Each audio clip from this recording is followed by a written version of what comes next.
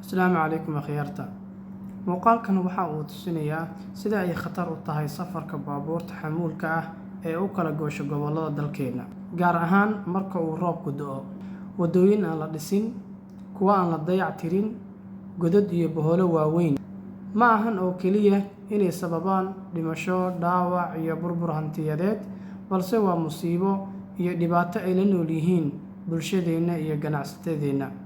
Waa in aan ka wada shaqeynaa horumarinta waddooyinka dalkeena. Aan ka codsanaa mas'uuliyiinta ay khusayso inay dhisaan waddooyinka dalkeena, gaar ahaan waddooyinka isku xira gobollada dalka, si loo helo waddooyin tayo sare leh oo ay isugu kala gooshaan ama fududeeyo isu socodka dadweynaha iyo ganacsigaba. Waxaan rabaa inaan idin weydiiyo hal su'aal: yaa ka mas'uula dayactirka iyo dhismaha waddooyinka dalkeena, gaar ahaan waddooyinka isku xira gobollada dalka? Su'aashaas iga soo jawaab insha Allah. Asalaamu calaykum waraxmatullaah.